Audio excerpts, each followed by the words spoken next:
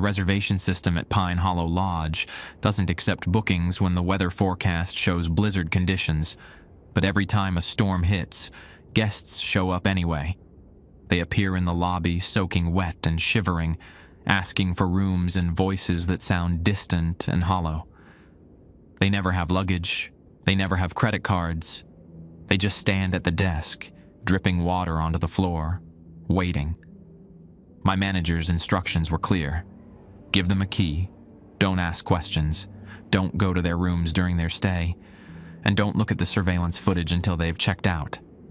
I broke that rule last night during the worst blizzard of the season. 7 guests had checked in, all with that same hollow voice, all dripping that same water. I pulled up the hallway cameras. Every room they'd entered was empty. Completely empty.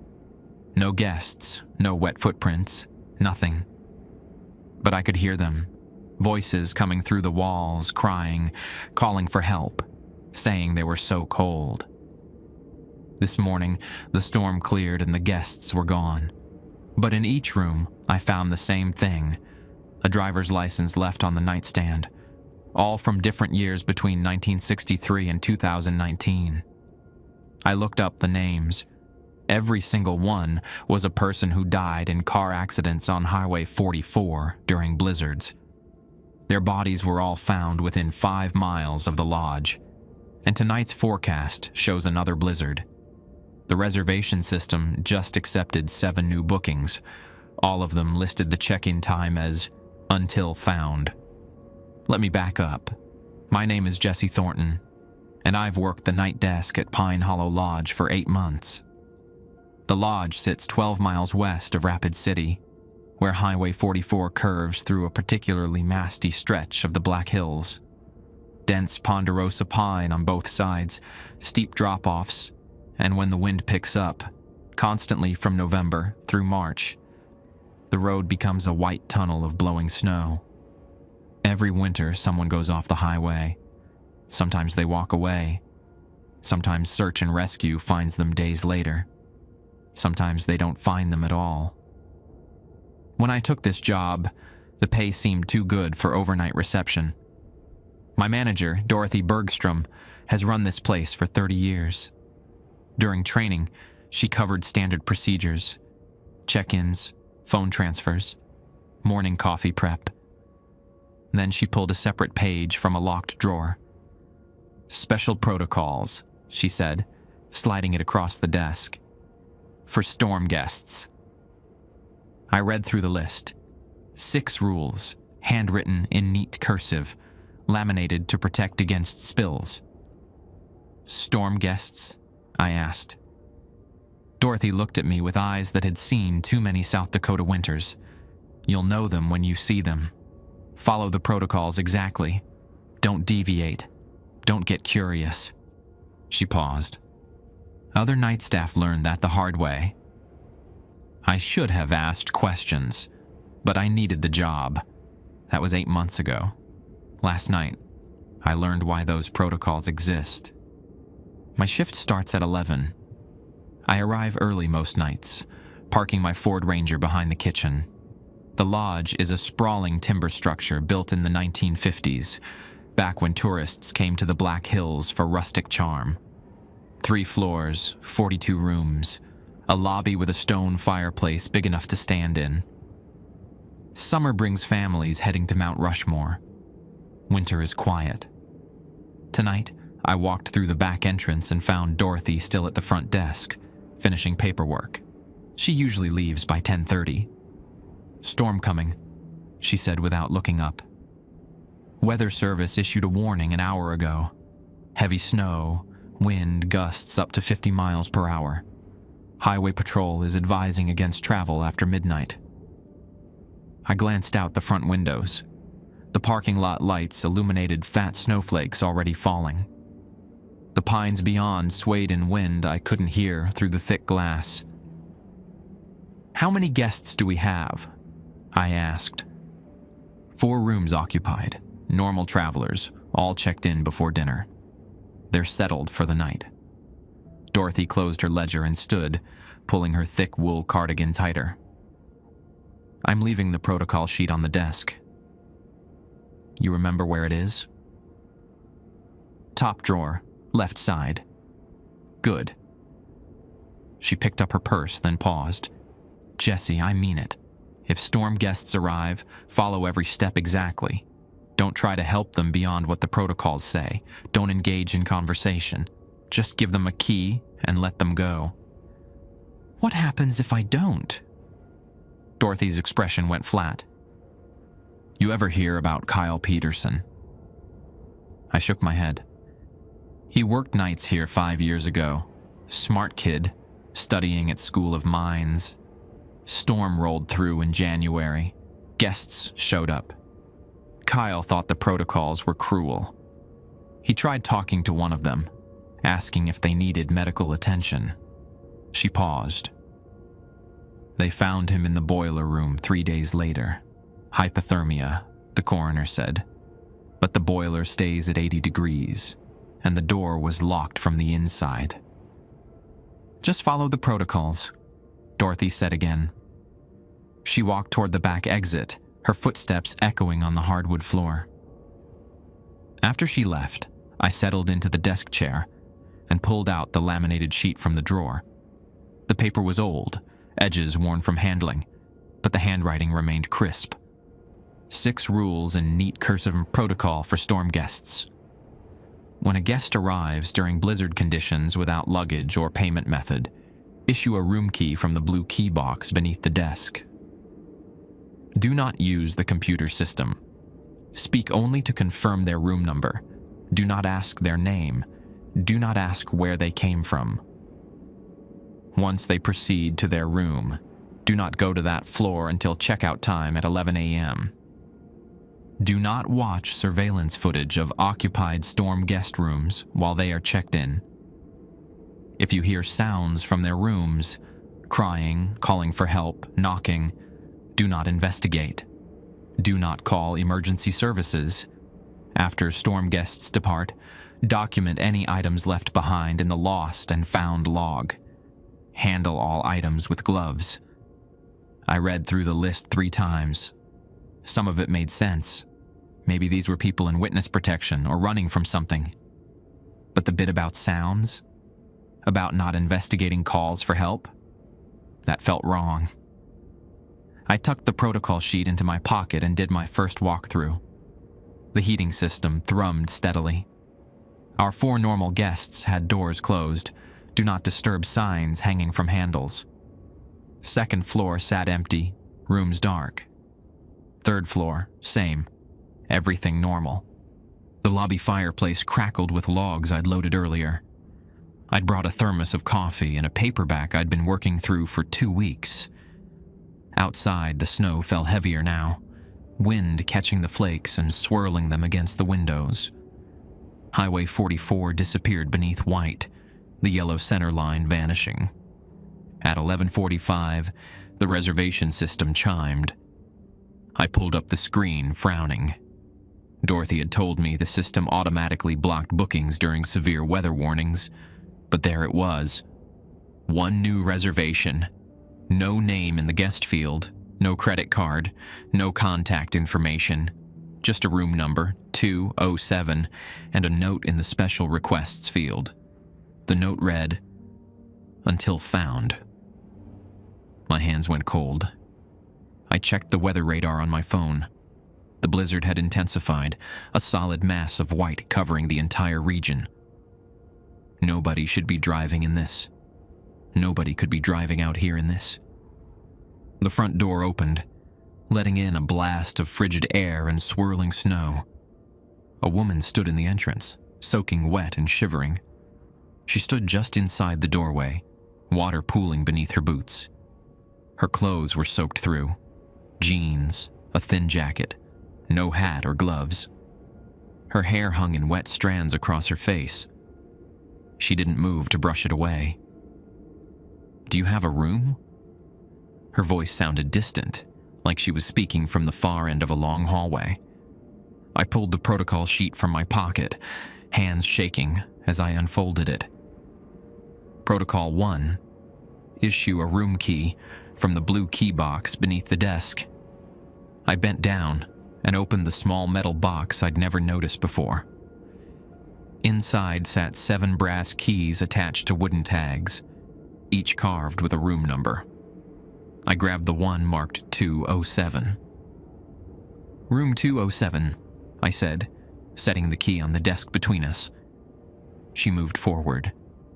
That's when I noticed she wasn't shivering despite being soaked.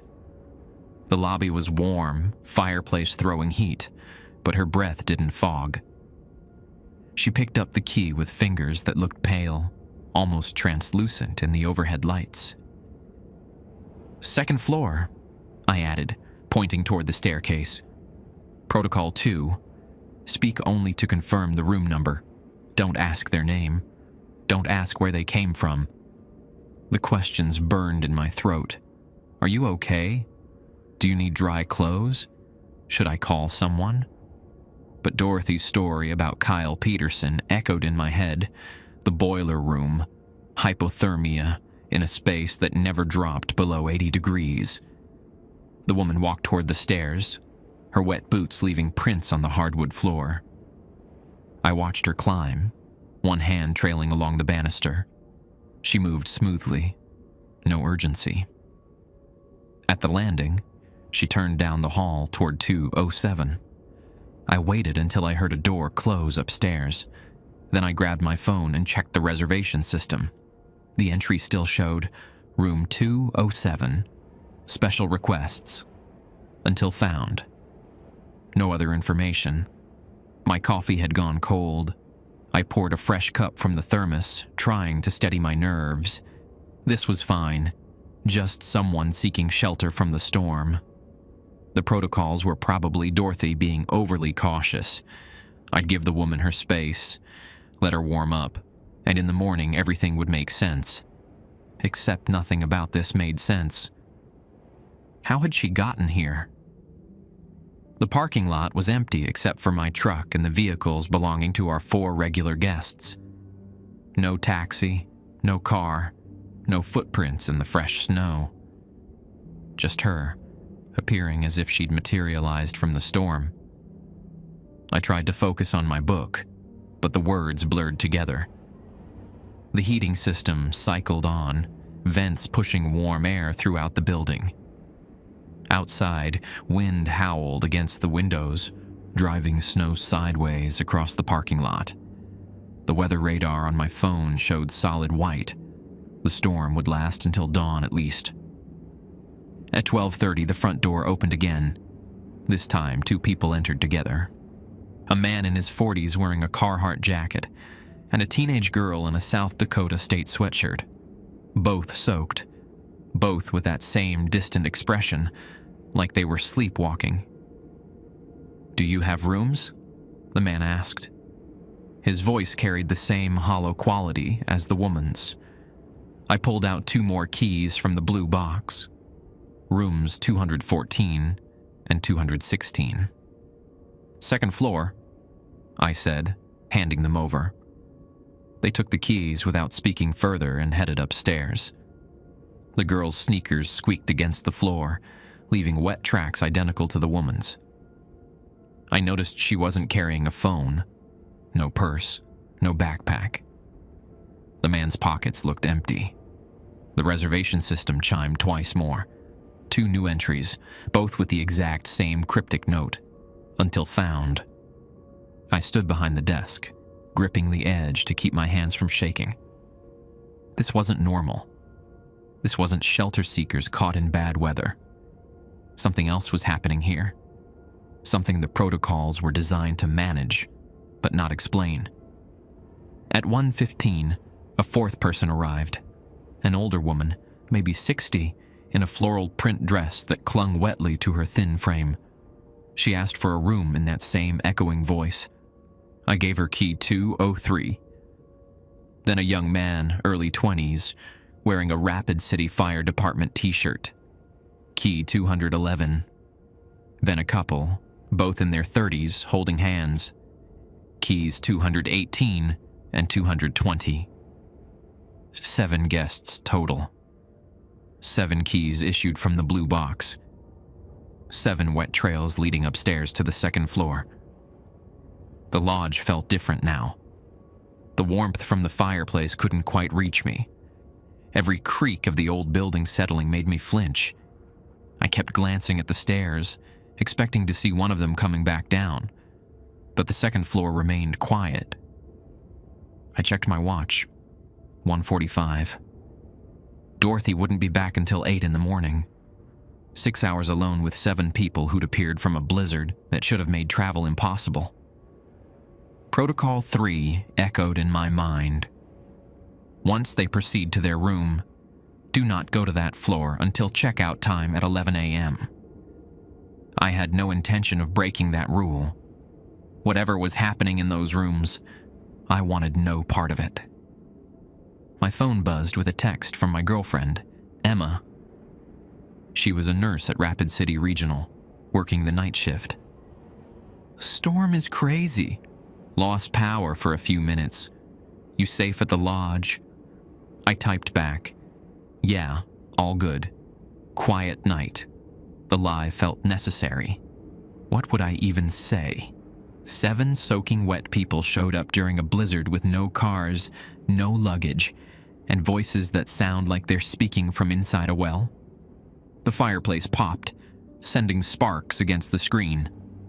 I fed in another log, then returned to the desk. The building settled around me, old timbers adjusting to the cold. But underneath those normal sounds, I heard something else. Voices, faint, coming from above. Not conversation, more like crying. Someone calling out. The words were muffled, but the distress was clear. Protocol 5. If you hear sounds from their rooms, crying, calling for help, knocking, do not investigate. Do not call emergency services. I stood frozen, listening. The crying grew louder, more insistent. A woman's voice, then a man's, overlapping. They were saying something, repeating it. I strained to hear. "So cold, please. We're so cold." My instinct screamed at me to go upstairs, to check on them, to help. But Kyle Peterson's story held me in place. The boiler room, the locked door, hypothermia where heat should have made it impossible. The voices continued for 10 minutes, then gradually faded. By 2:30, the second floor had gone silent again. I pulled up the surveillance system on the desk computer, my finger hovering over the icon for second floor cameras. Protocol 4. Do not watch surveillance footage of occupied storm guest rooms while they are checked in. But I needed to know. I needed to see what was happening up there. The cursor blinked. Waiting. Don't do it, Jesse. Follow the protocols. Dorothy said they exist for a reason. My finger moved closer to the mouse button. Outside, the storm continued to rage, burying Highway 44 beneath 2 feet of snow. If you like the stories, please hype the videos from a button like this just above the comment section. It helps the videos to get more reach and perform well. It would take just a few seconds and cost nothing, but would help the channel grow even faster. Thank you. I clicked on the second floor camera feed. The screen divided into 4 quadrants, showing different angles of the hallway. Empty. Completely empty. No guests walking to their rooms, no wet footprints on the carpet. Nothing. Just fluorescent lights humming over vacant corridors. I clicked through to the individual room cameras. We only had them in hallways and common areas, but each room had a door sensor showing occupancy. According to the system, all 7 rooms showed green. Occupied. But the hallway cameras showed no one had entered those rooms. That wasn't right. I'd watched them walk upstairs. I'd heard their footsteps, heard the doors close. I switched to the stairwell camera and rewound to midnight. There, the woman in the wet jacket, climbing the stairs. She reached the second floor landing, turned left toward room 207, and then she vanished. not like she walked out of frame. She literally disappeared mid-step. One frame she was there, the next she was gone. I rewound again, played it slower. Same result. The woman reached the landing and ceased to exist. My hands felt numb on the keyboard. I pulled up footage of the other arrivals. The man in the Carhartt jacket and the teenage girl both disappeared at the same spot on the landing. The older woman, gone. The firefighter, vanished. The couple holding hands, both erased at the top of the stairs. 7 people had climbed those stairs. 7 people had asked for rooms. But according to the cameras, nobody had made it past the second-floor landing. I pushed away from the desk and walked to the base of the staircase. From here, I could see the landing clearly. Normal brown carpet, beige walls, a landscape painting of the needles hanging crooked above the banister. Nothing strange.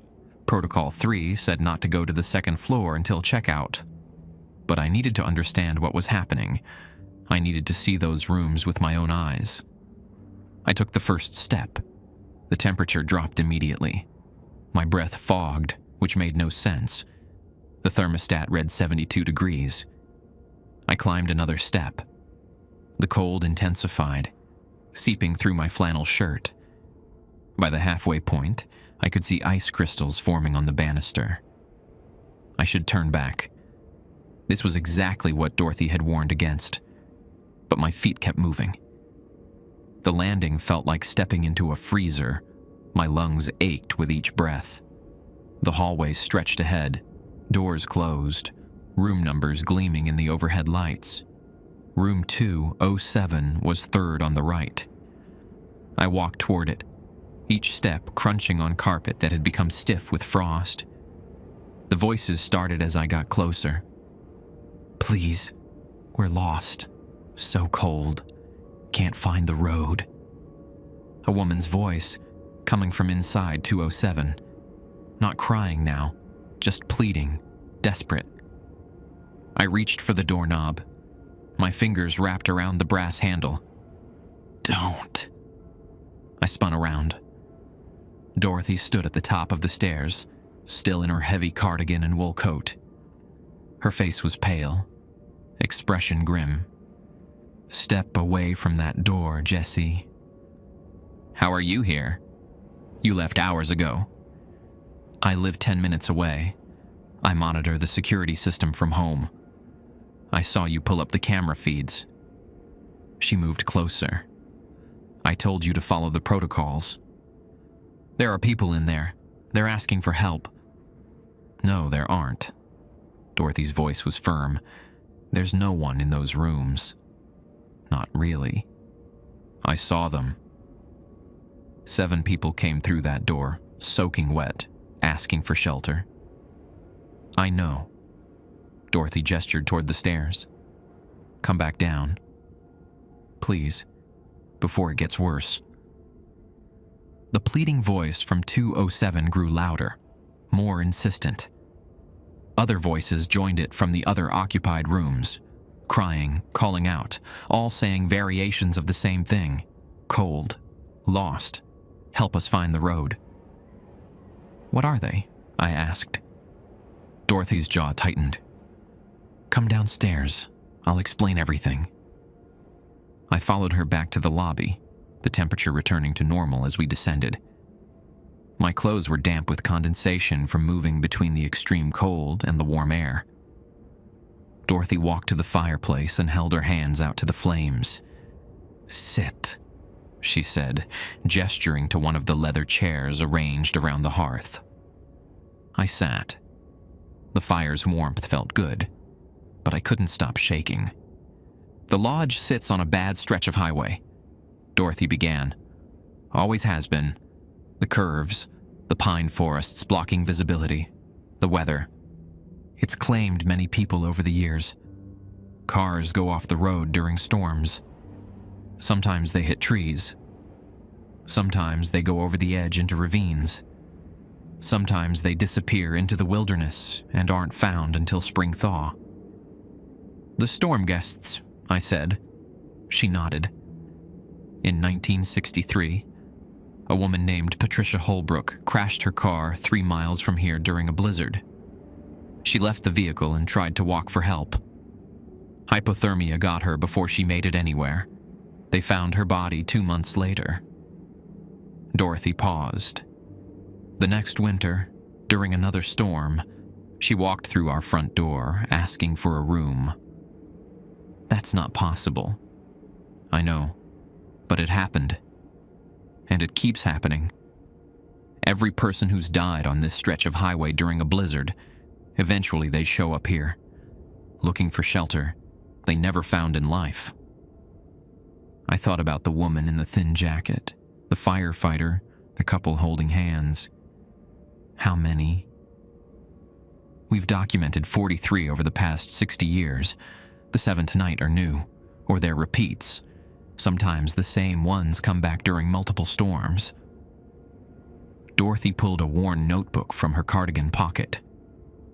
We keep records. Names, when they appear, which rooms they request. When we can, we match them to accident reports and missing persons cases. Why here? Why the lodge? We're the closest building to where most of the accidents happen. Their last thought was probably finding shelter, getting warm. That intention, it stays somehow, creates an echo. She opened the notebook, showing me pages filled with neat handwriting. Names, dates, physical descriptions. The protocols exist because we learned what happens when you don't follow them, when you engage too much, when you try to help. Kyle Peterson. Yes. Kyle insisted they were real people who needed real help. He went into one of the rooms against my explicit orders. We found him 3 days later in the boiler room, dead from exposure. The temperature in that room never dropped below 80 degrees, but his body showed all the signs of severe hypothermia. Frozen solid. Dorothy closed the notebook. Whatever they are, echoes, ghosts, death imprints, they carry the cold with them, the cold that killed them. And if you get too close, if you stay in their presence too long, that cold becomes real. The surveillance footage showed them disappearing on the landing. Because they're not really here. Not in any physical sense. The cameras can't fully capture what they are. But we can see them, interact with them on a limited basis.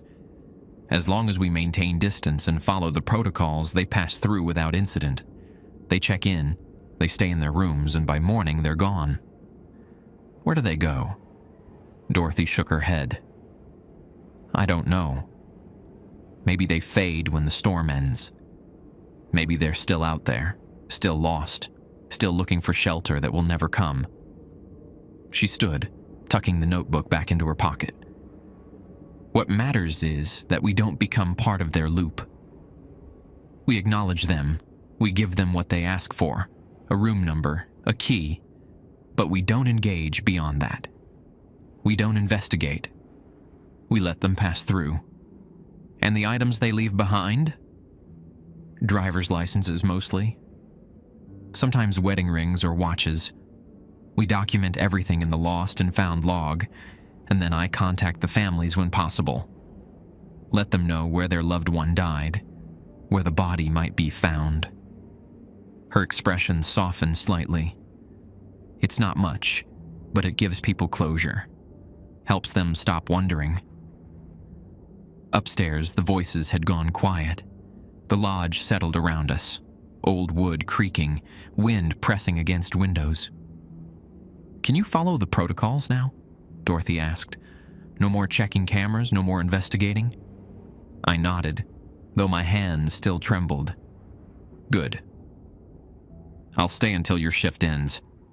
Make sure nothing else happens tonight. She settled into the chair opposite mine, and we waited together for dawn. Dawn came slowly, gray light filtering through the storm clouds. The wind had died by 6, leaving the world outside buried under 2.5 feet of fresh snow.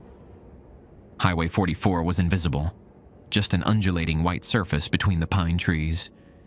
Dorothy had dozed in her chair by the fireplace. I'd stayed awake, drinking cold coffee and watching the lobby for any sign of movement from upstairs. Nothing. The second floor remained silent after Dorothy had brought me back down. At 7, our 4 regular guests came down for breakfast. A family from Minnesota heading to Mount Rushmore, and a retired couple from Omaha bound for the Badlands. They complained about the storm, asked about road conditions, ate their continental breakfast. None had heard anything strange during the night. Dorothy waited until they'd returned to their rooms to pack. Then she stood and stretched, joints popping. "Time to check the rooms," she said. "It's only 8. Checkout isn't until 11. They'll be gone already. They always leave when the storm ends." She pulled on her coat. "Come on, you need to see this part." I followed her upstairs, my heart racing despite knowing what to expect. The temperature was normal now. No freezing cold, no ice on the banister. Just a regular hallway smelling of pine cleaner. Dorothy walked to room 207 first. She knocked once, waited, then used her master key. The door swung open. The room was empty. Bed made with hospital corners, fresh towels folded on the bathroom rack, carpet showing vacuum marks. On the nightstand, sitting precisely in the center, was a driver's license. Dorothy picked it up with a tissue from her pocket. Miranda Chan, born 1987, issued 2019. She turned it over, examining it. The one in the thin jacket. "How do you know?" "I've been doing this long enough to remember faces." She pulled out her notebook and wrote down the information. "We'll look her up when we get back downstairs." We moved to the next occupied room, 203, another pristine space, another driver's license on the nightstand. This one belonged to Vernon Hayes, born 1955, issued in 1963. 60 years, I said, staring at the faded photo of a young man with a crew cut. "He's been coming here for 60 years? Some of them repeat. Others only appear once." Dorothy made her notes and moved on. Room after room yielded the same result. 7 empty spaces, 7 driver's licenses on nightstands. The teenage girl, Bethany Larson, age 17, licensed in 2018. The man in the Carhartt jacket, Thomas Begay, Oglala Lakota from Pine Ridge, licensed in 2015. The older woman, Judith Klein, 58, licensed in 1989. The firefighter, Connor Murphy, 24, licensed in 2019. The couple, Daniel and Amy Sorensen, both licensed in 2007. Dorothy documented each one, her handwriting steady. I stood in the doorway of the last room, looking at Daniel and Amy's licenses placed side by side. They'd been holding hands when they checked in. Wedding rings visible even in the dim lobby light. "They died together," I said. "Most likely. Car went off the road, probably. They tried to walk for help." Dorothy picked up both licenses. "I'll search for accident reports when we're done here. Sometimes we find records immediately. Sometimes it takes longer." "And then what? You just call their families and tell them their loved ones have been checking into your hotel as ghosts?" "No," Dorothy's voice was sharp. "I contact the Pennington County Sheriff's Office. I tell them I found property belonging to missing persons, and I have reason to believe there may be recoverable remains near the highway. I give them approximate locations based on where the victims usually appear during storms, and they coordinate search efforts." "Do they know about what actually happens here?" "The current sheriff does. Her predecessor did too. Most of them are skeptical until they see it themselves, but they understand the results.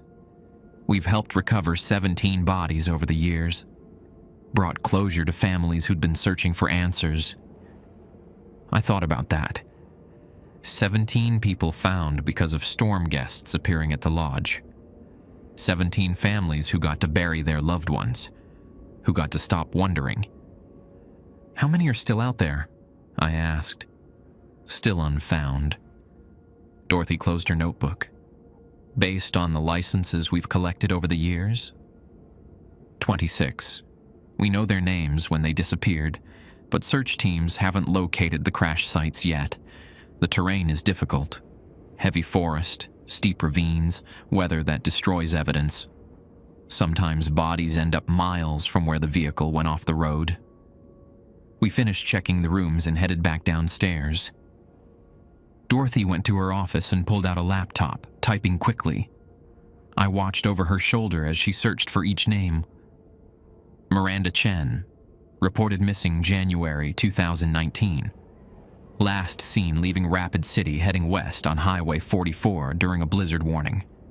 Vehicle never found. Thomas Begay, missing since December 2015. Left Pine Ridge Reservation to visit family in Rapid City. Never arrived. Bethany Larson, disappeared February 2018. High school senior driving home from a friend's house during a snowstorm. Parents had filed missing persons report. Case still open. Vernon Hayes. This one took longer to find. Dorothy had to dig through digitized newspaper archives from 1963. Finally, a small article from the Rapid City Journal. Local man missing after winter storm. Vernon Hayes, 22, left work at the Standard Gold Mine on January 15th. His vehicle was found abandoned on Highway 44, but Hayes has not been located. Each search revealed the same pattern. People leaving during storms, vehicles found abandoned or never recovered, bodies missing. Connor Murphy was a volunteer firefighter, Dorothy said, reading the article about him. Responded to a call during the blizzard of 2019, never made it to the station. His truck was found in a ditch, but he'd left the vehicle. They searched for 3 weeks. I sat down heavily in the chair across from her desk. So they're all still out there. Lost in the woods. Most likely. Hypothermia victims often exhibit something called paradoxical undressing. They feel hot before they die and remove their clothing. They also experience terminal burrowing, where they seek out small enclosed spaces, tree roots, hollows under fallen logs, spaces between rocks. That instinct to find shelter, even when they're already dying. Dorothy closed the laptop. That's what brings them here. Their last desperate attempt to find warmth, to find help. It creates an echo strong enough to manifest. The couple, I said. Daniel and Amy Sorensen. What about them? Dorothy pulled up their information. Missing since March 2007. Newlyweds on their way to Yellowstone for their honeymoon, caught in an unexpected spring blizzard. Their rental car was found 3 miles west of the lodge, doors open. No sign of the couple. 18 years they'd been missing. 18 years their families had wondered. I'm calling the sheriff after breakfast, Dorothy said. We have 7 new cases to report. The storm will have changed the terrain, exposed new areas. Maybe this time they'll find something. She printed out the license information and accident reports, adding them to a folder thick with similar documents. Decades of storm guests. Decades of trying to bring them home. Does it ever work? I asked. Do they stop appearing once their bodies are found? Sometimes. Dorothy closed the folder. Patricia Holbrook, the first one I documented. They found her remains in 1968, 5 years after she died. She hasn't appeared since, but others keep coming back, even after recovery. I think it depends on how strong the echo is, how desperate they were in those final moments. Outside, a snowplow rumbled past on Highway 44, clearing the road for morning traffic. The world returning to normal, oblivious to what had passed through the lodge in the darkness. "Get some rest," Dorothy said. "You did well last night, despite breaking the protocols." "Will they be back?" "Next storm. Maybe the same 7, maybe different ones. That's how it works here." She looked toward the windows, toward the buried highway. "We keep the lodge open. We follow the protocols. And we help them find their way home, even if it takes 60 years. I nodded and headed for the back door, exhausted. My shift was over, but I knew I'd be back tonight. Someone had to keep watch for the lost. 3 weeks passed before the next storm hit. I'd settled into the routine of night shifts, learning the lodge's rhythms, the heating system's schedule, which rooms tended to have temperamental faucets, how to reset the coffee maker when it jammed. Dorothy trained me on her documentation system, showing me decades of records stored in file cabinets in her office. Each folder contained a name, a license photocopy, accident reports when available, and notes about which storms they'd appeared during. Some folders were thin, one appearance never repeated. Others were thick with documentation spanning years. Vernon Hayes had his own binder, appearances documented every few winters since 1963. Patricia Holbrook's folder stopped in 1968, the year they'd found her remains. She was the first one that proved recovery works, Dorothy explained one afternoon. Her family had been searching for 5 years. When they finally laid her to rest, the appearances stopped. Gave us hope that we could actually help these people. I'd contacted Emma about what I'd experienced. She'd listened without interrupting, then admitted she'd heard rumors about the lodge from other hospital staff. A paramedic had responded to a call there years ago. The night worker found dead in the boiler room. Kyle Peterson. "Be careful," she'd said, "and follow those protocols." On a Tuesday in early December, the Weather Service issued another blizzard warning. Heavy snow, high winds, temperatures dropping to 15 below zero. Dorothy called me that afternoon. "Tonight's going to be active," she said. "I can feel it." The conditions are almost identical to that night in January 2019 when Connor Murphy disappeared. "Should I expect him again?" "Maybe. Or others from similar circumstances. The echoes seem strongest when weather patterns match." She paused. "I'll be monitoring from home. Call if you need anything." The storm hit around 9. Snow fell in thick curtains, erasing the parking lot within minutes. Wind screamed around the building. Our 3 occupied rooms, a traveling salesman and an elderly couple, settled in early. The first storm guest arrived at 11:30. A young woman, maybe 25, in jeans and a university hoodie, South Dakota State. She was soaked through, hair plastered to her skull, lips tinged blue. Her eyes were unfocused, pupils dilated. "Do you have a room?" The hollow voice, like speaking through a tunnel. I pulled out the blue key box without hesitation this time. Room 207. I handed her the key, spoke only the room number, watched her walk to the stairs. The reservation system chimed. Another entry with "Until Found" in the special requests field. At midnight, 3 more guests arrived within 10 minutes. A middle-aged man in a hunting jacket, a woman in business attire, completely wrong for winter, a boy who couldn't have been more than 12, in a parka too large for his frame. The boy stopped me cold. I'd assumed only adults, people old enough to drive, to make fatal decisions. But a child? He stood at the desk, dripping water, and I wanted to break every protocol. Get him warm clothes, hot chocolate, call for help. But his eyes were vacant, and when he spoke, "Do you have a room?" The voice wasn't his own.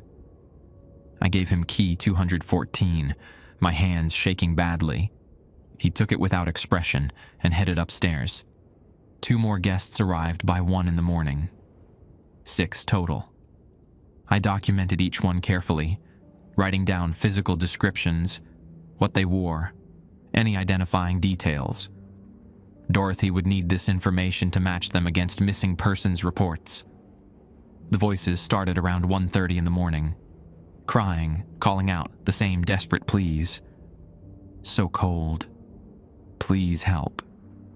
Can't find the road. The boy's voice was among them, high and terrified, asking for his mom. I gripped the edge of the desk, fighting the instinct to run upstairs. Protocol 5. Do not investigate. Do not call emergency services. These weren't people I could save. They'd already died, possibly years ago. Their bodies still waiting in the frozen wilderness for someone to bring them home. At 2, my phone rang. Dorothy. How many? She asked. 6, including a child, maybe 12 years old. Silence on the line. Then, the Whitmore boy. Had to be. Jacob Whitmore disappeared in 2011. He was walking home from a friend's house during a storm. His parents never stopped searching. 13 years, I said. He's been lost for 13 years. His body is out there somewhere. We'll find him. Dorothy's voice was firm. I'm pulling up the case file now. Weather conditions tonight match the night he disappeared almost exactly. Heavy snow, extreme cold, wind making visibility near 0. If he appears tonight, it means we're close to where he died. Something shifted in my understanding. The storm guests weren't random. They appeared during specific weather patterns that matched the conditions of their deaths. The echoes were tied to temperature, wind speed, snowfall, environmental triggers that recreated their final moments. The others tonight, I said. They're all from similar conditions. Most likely. I'll need your descriptions to confirm, but yes, that's the pattern we've been tracking. I heard typing on her end. The university student. Describe her again.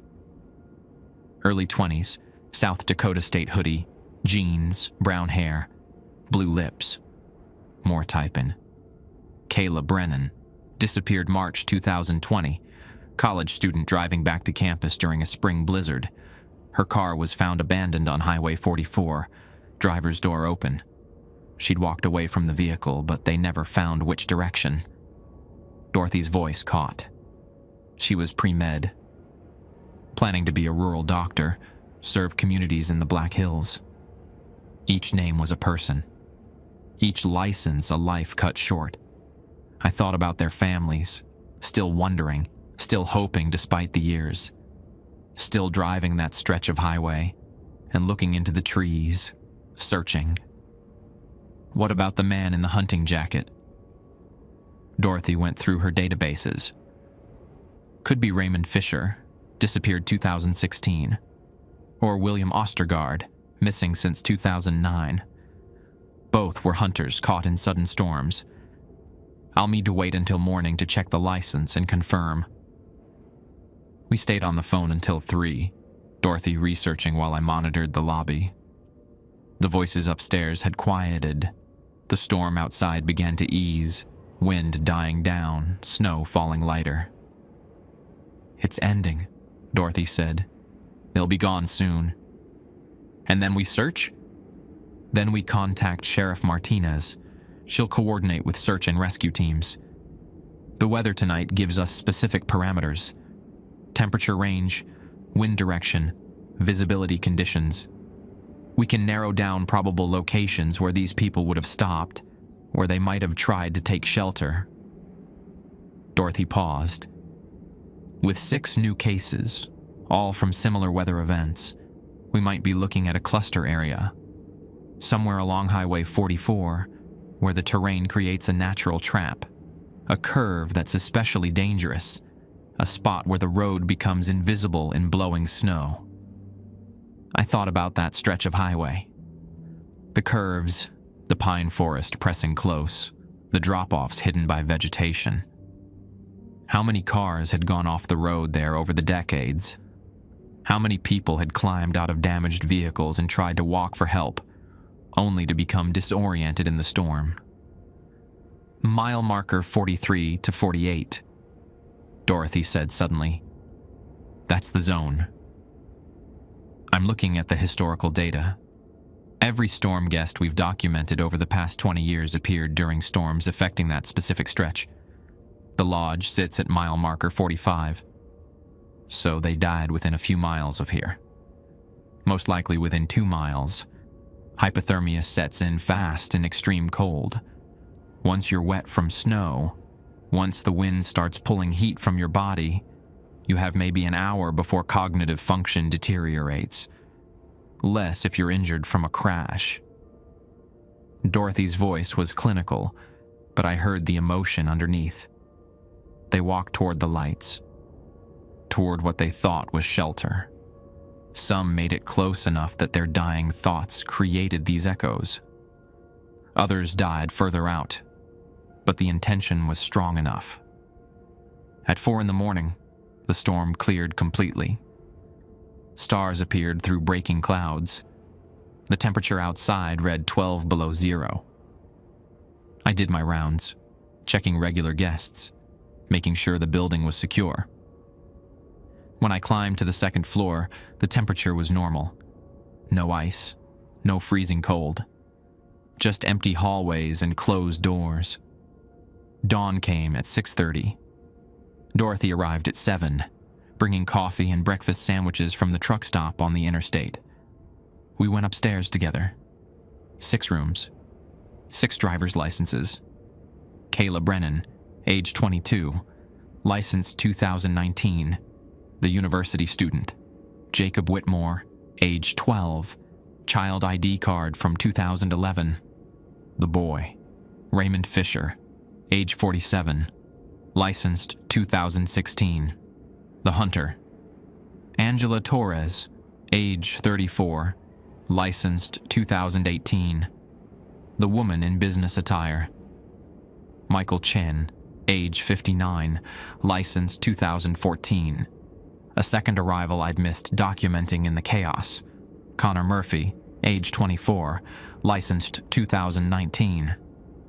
The firefighter from 3 weeks ago, appearing again. Dorothy photographed each license, made her notes. Then she pulled out her phone and called Sheriff Martinez. Janet? It's Dorothy Bergstrom at Pine Hollow Lodge. We had another storm last night. 6 guests. I'm sending you license information now, along with weather data and our assessment of probable locations. She listened for a moment. Yes. The Whitmore boy. His parents need to know. After all these years, they deserve to bring him home. She ended the call and looked at me. Search teams will be out by this afternoon. Weather's clear for the next 3 days. If the bodies are there, if they haven't been scattered by animals or buried too deep, we'll find them. And if we do, then 6 families get closure. 6 people finally get to rest. Dorothy collected the licenses, handling each one with care. That's why we do this, Jesse. That's why we follow the protocols and document everything and keep this place open even when it would be easier to close. Someone has to help the lost find their way home. We headed downstairs to wait for updates from the search teams. Outside, the sun climbed higher, revealing a landscape transformed by snow. Highway 44 was a white ribbon through the forest, beautiful and deadly. Somewhere out there, 6 people waited to be found. Sheriff Janet Martinez arrived by noon with 2 search coordinators from Pennington County. They spread topographic maps across the dining room table, marking known accident sites and areas where previous bodies had been recovered. Mile markers 43 to 48, Martinez said, tracing the highway with her finger. 5 miles of bad road. We've had 17 accidents along this stretch in the past decade alone. Most people walk away. Some don't. She looked at Dorothy. You're saying all 6 from last night died somewhere in this zone? Based on the pattern, yes. Dorothy laid out photocopies of the licenses. Jacob Whitmore disappeared in 2011. Weather conditions last night matched his disappearance. Temperature, wind speed, snowfall rate. The echo manifested because the conditions were identical. Martinez picked up Jacob's child ID card. I remember this case. His parents still live in Rapid City. They've never stopped looking. She set it down carefully. What about the others? Dorothy went through each person. Kayla Brennan, the pre-med student. Raymond Fisher, the hunter. Angela Torres, heading home from a conference. Michael Chen, a geology professor. Connor Murphy, appearing for the 2nd time. Murphy's interesting, one of the coordinators said. He responded to a call during that 2019 blizzard. His truck was found in a ditch at mile marker 44, but he'd left the vehicle. We searched for weeks, found nothing. He was trying to reach whoever called, Martinez said. Got disoriented, wandered off the highway. His body is within a quarter mile of his truck, Dorothy said. The echoes don't travel far from the death site. Martinez studied the map. We'll start with known crash sites. The Brennan vehicle was found at mile marker 46. Torres's rental car at 45. Those are our primary search zones. What about Jacob? I asked. His was a walking disappearance. No vehicle. He was last seen leaving a friend's house on County Road 231, heading home. That's about 2 miles from the highway. Martinez marked the location. He either made it to the highway and tried to flag down help, or he got turned around in the storm and went the wrong direction. The search teams deployed that afternoon. Dorothy and I watched as trucks and SUVs parked along the highway, crews in orange vests spreading into the pine forest with cadaver dogs and radar equipment. The first body was found at 3:15. Martinez called Dorothy's cell. We've got remains at mile marker 46, 50 feet from where Brennan's car was abandoned. Female, early 20s. We'll need dental records for confirmation. Dorothy closed her eyes briefly. I'll contact her family. 2 hours later, they found Raymond Fisher. His hunting jacket was visible beneath a fallen pine, the body covered by years of forest debris. He'd made it less than 100 yards from where his vehicle had gone off the road. Hypothermia victims often remove their clothing when they're in the final stages, Martinez explained when she stopped by the lodge for coffee. Paradoxical undressing. The body's temperature regulation completely fails, and they feel like they're burning up. Fisher had removed his jacket, boots, most of his outer layers. He probably crawled under that tree looking for shelter and never got back out. 2 found, I said. 4 still out there. We're losing daylight. Teams will resume at first light tomorrow. Martina has warmed her hands on the coffee cup. But we have solid leads now. Torres's rental car is our next priority. Then we'll expand the search pattern for the others. Dorothy pulled out her ledger. Connor Murphy appeared twice now, 3 weeks ago and last night. That suggests his remains are particularly close to the lodge, probably between mile markers 44 and 45. The echo is stronger here because the death site is nearby. We'll focus there tomorrow, Martinez said. She looked at me. You saw him? Both times? I nodded. Same person. Young guy, firefighter shirt, maybe 24. He asks for a room, gets his key, walks upstairs. Then he's gone. His parents are still in Rapid City, Martinez said quietly. His mother calls my office every few months, asking if we have updates. Finding him would mean everything to them. She finished her coffee and headed back out.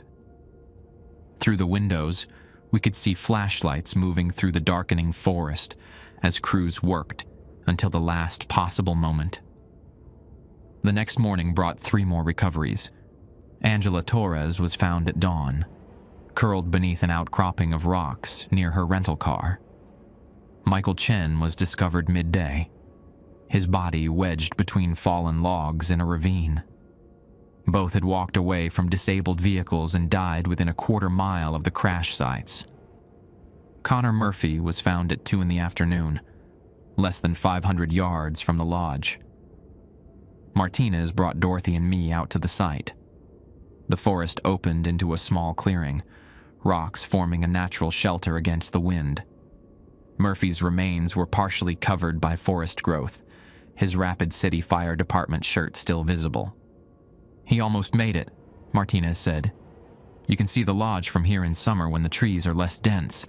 He probably saw the lights, tried to reach them, but hypothermia had already set in. He collapsed here, tried to burrow into the shelter, and that's where he died." I looked toward the lodge. So close. If he'd made it another 500 yards, another few minutes, he might have survived. "That's the cruel part," Dorothy said, reading my thoughts. "Most of them die within sight of help. The lights are right there, but their bodies give out before they can reach safety." "What about Jacob Whitmore?" I asked. Martinez shook her head. "Nothing yet. We've expanded the search to cover the area between his friend's house and the highway, but that's a lot of ground to cover. Heavy forest, rough terrain. If he went off trail, he could be anywhere." That night, another storm rolled in. Not as severe as the previous ones, but enough to close the highway and bring snow.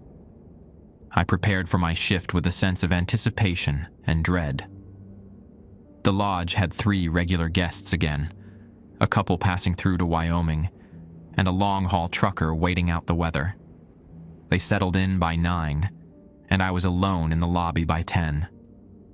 At 11:30, the front door opened. Jacob Whitmore stood in the entrance. Same oversized parka, same vacant expression. Water pooled beneath his small boots. "Do you have a room?" I pulled out the blue key box with trembling hands. But this time, I wrote a note on lodge stationery first. In clear block letters, Jacob Whitmore. Search between mile marker. 44 and County Road.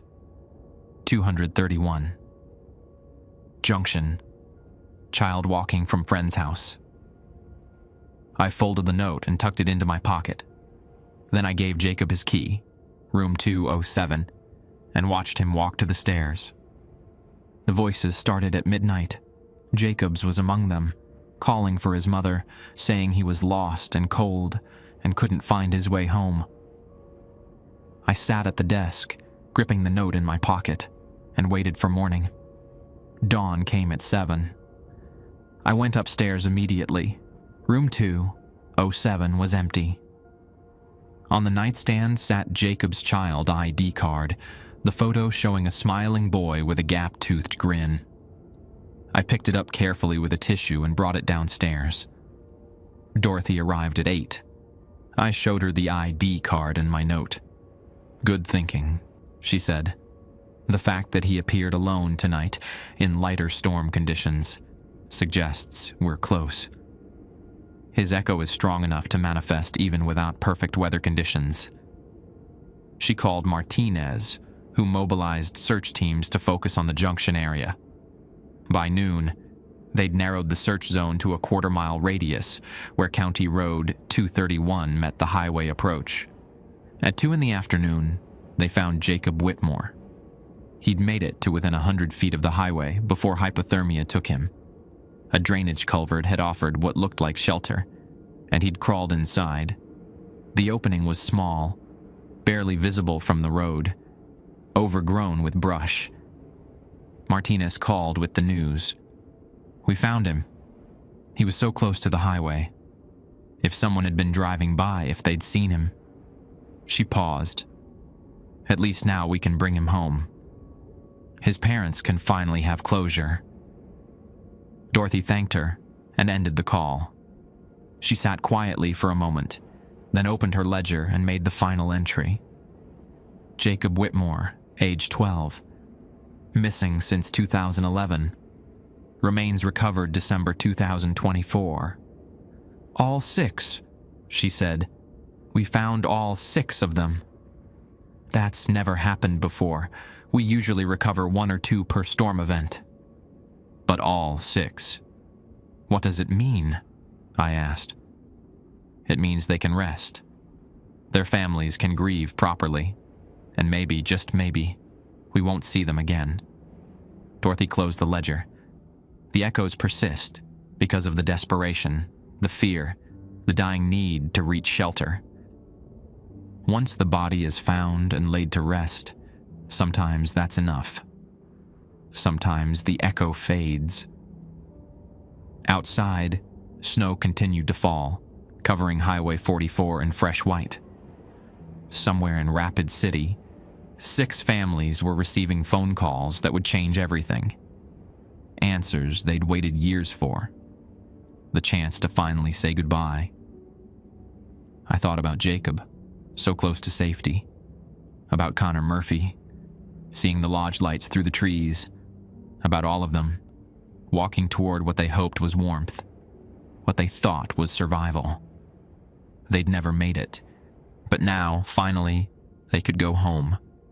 The funerals happened over the next 2 weeks. Jacob Whitmore's service was held at a small church in Rapid City. His parents had aged visibly in the 13 years since his disappearance, their faces carved with grief that had finally found an endpoint. Dorothy and I attended, sitting in the back row. When Jacob's mother thanked us afterward, her hands shaking as she held Dorothy's, I understood the profound weight of what we did at the lodge. Not just documenting the dead, but giving families permission to finally grieve, to finally let go.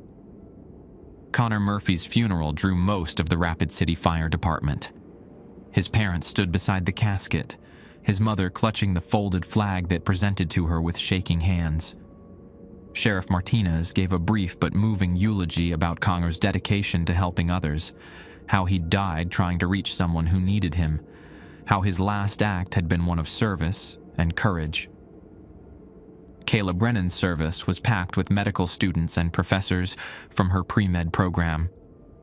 They'd established a scholarship in her name for rural medicine, ensuring her dream of helping underserved communities would live on through others.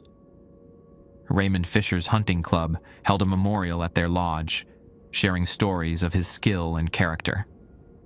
Angela Torres's colleagues from her marketing firm flew in from Denver to pay respects. Michael Chen's geology students created a rock cairn near where he died, marking the spot with a bronze plaque that bore his name and dates. By mid-December, all 6 had been laid to rest. The next blizzard hit 3 days before Christmas. Heavy snow, wind gusts to 60 miles per hour, temperatures plunging to 20 below zero. The conditions matched several of the previous storms perfectly. Dorothy called me before my shift started. "Tonight will tell us if it worked," she said, her voice tense with anticipation. If the recoveries were enough to let them rest, to let them finally move on. I arrived at the lodge early, stomach tight with anticipation and nervous energy.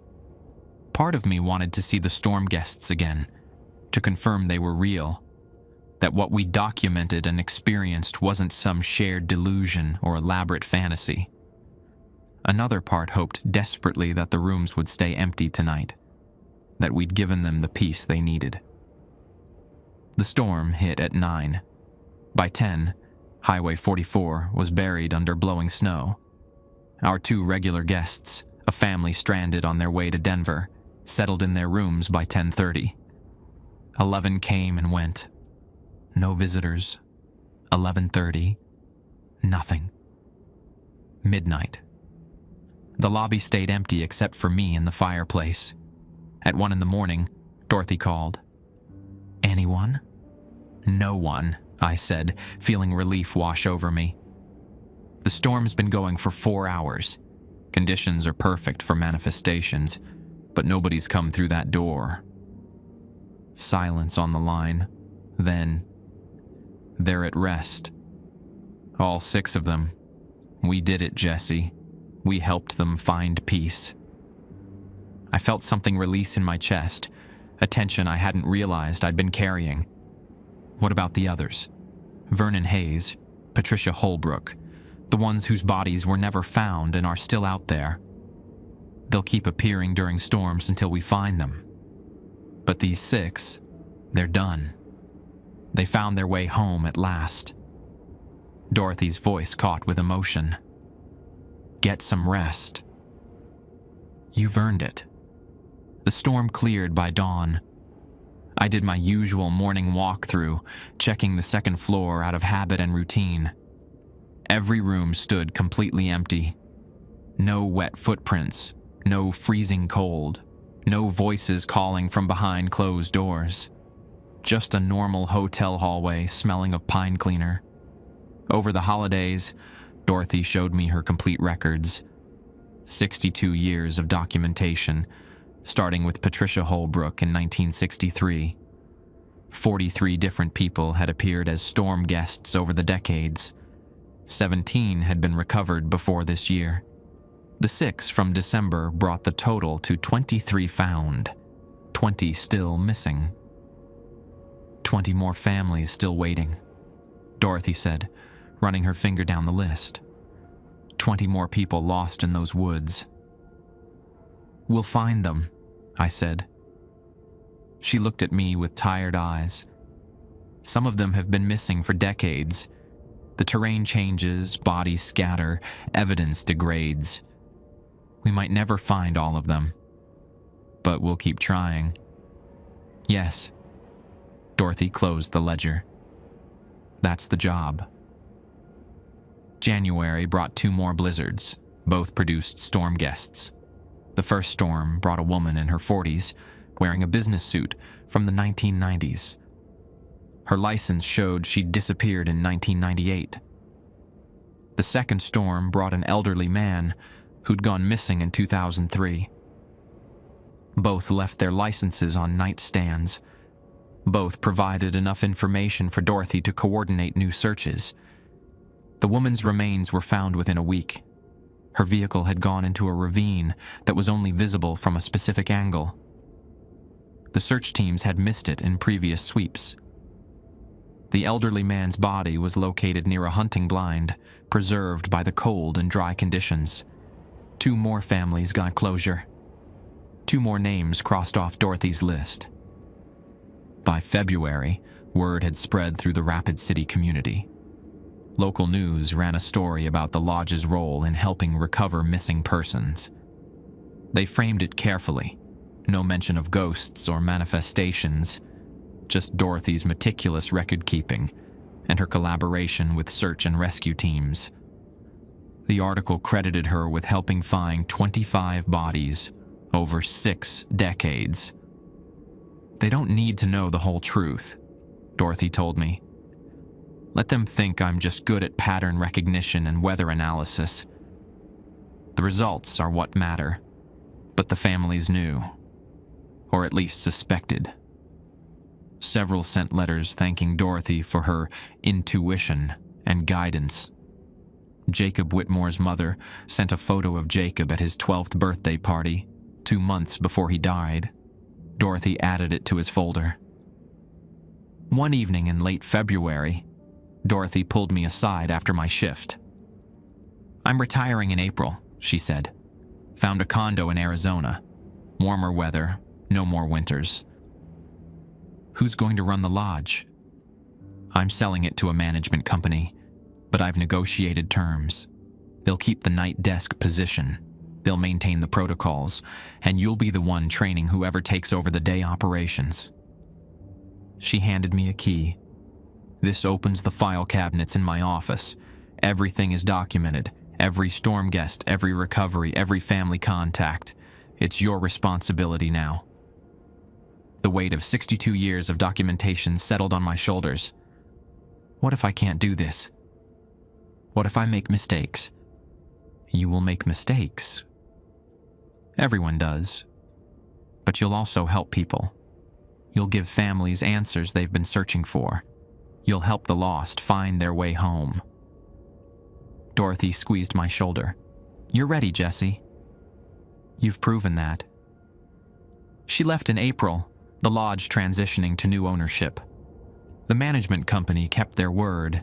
The night desk remained, the protocols stayed in place, and I became the keeper of the records. Spring brought fewer storms, but they still came occasionally. Each one brought 1 or 2 storm guests. I documented them, contacted Martinez, coordinated searches. Not every body was found immediately, but the pattern continued. The manifestations provided clues. The clues led to recoveries. The recoveries brought closure. In May, I received a letter from Kayla Brennan's parents. They'd visited the lodge, wanting to see where their daughter had sought shelter in her final moments.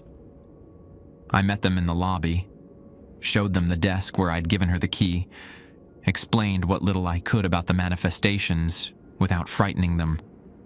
She was still trying, her father said, tears in his eyes. Even at the end, she was trying to survive, to get help. Yes, I said. They all were. Her mother touched the desk where I'd laid out the room key. Thank you for helping us find her. For letting us bring her home. After they left, I sat in Dorothy's old office, my office now, and looked at the files.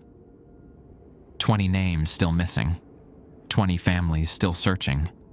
20 people who'd died trying to reach the lights of the lodge, who'd manifested their final desperate hope into echoes that persisted through storms and years. I pulled out the protocol sheet, now laminated with wear, and read through the 6 rules again.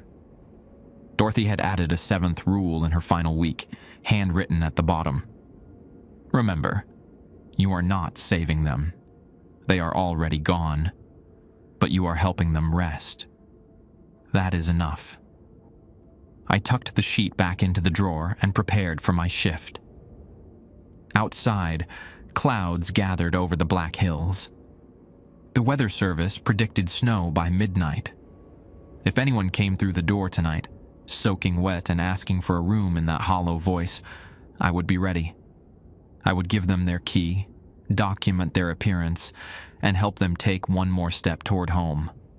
That was the job, and I would do it for as long as the storms kept coming. The memorial went up in June. Highway workers installed reflective markers along mile markers, 43 through 48. Bright yellow posts visible even in the worst blizzards. Each marker bore a simple message.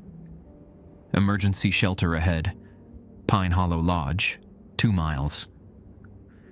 At mile marker 45, they erected a larger sign with a phone number for roadside assistance. Sheriff Martinez attended the dedication ceremony. So did representatives from families whose loved ones we'd helped recover.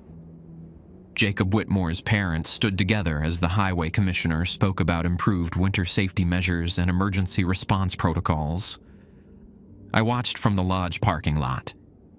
Dorothy had sent a card from Arizona, congratulating me on the memorial's completion. She'd been instrumental in pushing for the improvements, working with state officials, and providing decades of accident data to support the need for better warnings and emergency infrastructure. The changes made a difference. That winter brought the usual storms, but fewer accidents. Travelers saw the reflective markers, knew shelter was nearby, made better decisions. Those who did crash had clearer information about which direction to walk. Storm guests still appeared, but less frequently.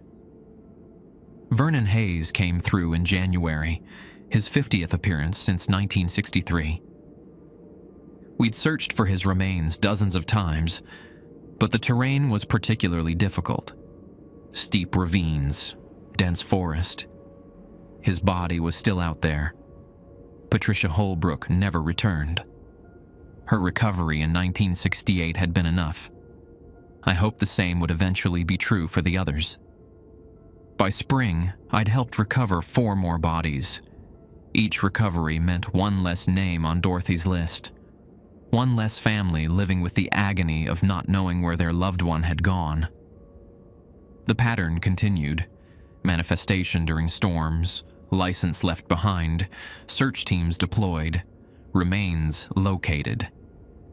Not always immediately, but eventually. The lodge itself remained profitable under new management. Tourists still came in summer, drawn by the Black Hills and Mount Rushmore. They had no idea about the protocols locked in my desk drawer, about the blue key box beneath the reception counter, about the decades of loss and recovery documented in filing cabinets in my office. That was fine. The work didn't need recognition. The families who received closure knew. Sheriff Martinez knew. The search and rescue teams knew. That was enough. Emma and I got married in August. Small ceremony, just family and close friends. Dorothy flew back from Arizona to attend the wedding. At the reception, she pulled me aside. "How many this year?" she asked. 4 recovered, 2 still waiting. She nodded. "You're doing good work, Jessie. Better than I did at your age. I learned from the best. You did." She squeezed my hand. "The storms will keep coming. The lost will keep appearing. But you're ready for them." I returned to the lodge that night, Emma beside me now, understanding what the work meant and accepting it completely. We'd decided to live in the manager's apartment on the 3rd floor. Someone needed to be there overnight, and it might as well be both of us. The weather forecast showed clear skies for the next week. No storms expected until late September at the earliest. But when they came, and they would inevitably come, I'd be ready. The protocols were clear. The documentation was complete. The search teams were coordinated. And somewhere in the Black Hills, in the shadow of pine trees and the memory of winter storms, the lost were still walking there, still seeking shelter, still hoping to find their way home. I would help them get there, one storm at a time, always.